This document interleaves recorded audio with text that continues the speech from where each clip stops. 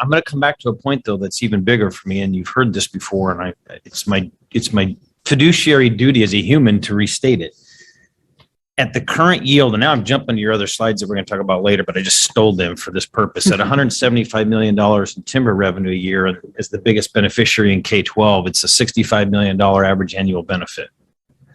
And you're telling me that at the end of the day on this thing, if I take it to the extreme, there'd be $20 million in annual benefit, a third of what we would get from harvest.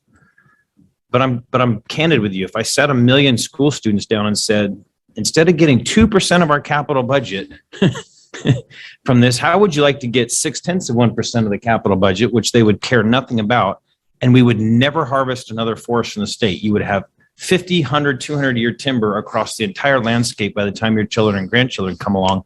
I promise you 1 million kids are going to say never cut a tree again. I need it to land on all of you that schools are not the reason we should be doing any of this. I am to the point where the species matter the most and the industry needs help because it's going to be in big trouble if we don't sustain it or at least phase it appropriately. The public school system is relying on 2% of its capital budget from this. And if we go to a carbon market where it gets a third or a half generated because carbon isn't a value yet, we get $30 million a year out of the gig. It's nothing. The game is over. This isn't about beneficiaries anymore. Maybe the counties need it more and we should work on a deal to give you all of it because I'm ready to do that.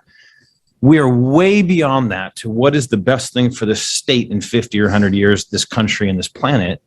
And in that regard, I think the emphasis has to shift to how do we do this in a way that makes sense for future generations, that isn't about the short-term revenue yield. And quite frankly, the industry is the biggest risk right now because if you lost it fast, there would be big consequences to kids later.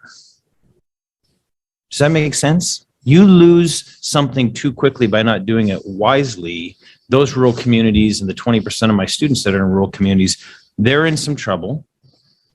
So I do want to encourage all of us to keep working on strategies that whatever we do to talk about the beneficiaries, the trust beneficiaries, it is not a rubber stamp of current practice. This money needs to shift to the communities in which it is generated because they need it a lot. Because in the grand scheme of things, this is becoming nothing to schools. And Seattle and Mercer Island and Bellevue and Issaquah and Clark County and Whatcom County and the rest of those, they are not depending on this money to build schools.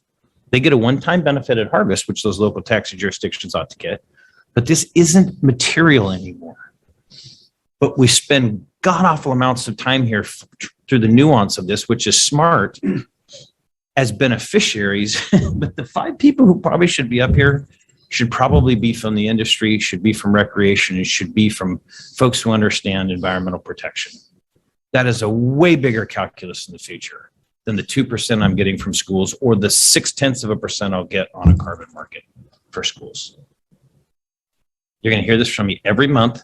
So come visit me so we solve a problem where I'm going to get louder and more agitated. And eventually I will not have K-12 at this table. It is not a good use of our time until we get to significant contemplations for what is best for these acreage. And in the short term, it's taking care of an industry and rural community. In the longer term, without question, it is species and it is clean water.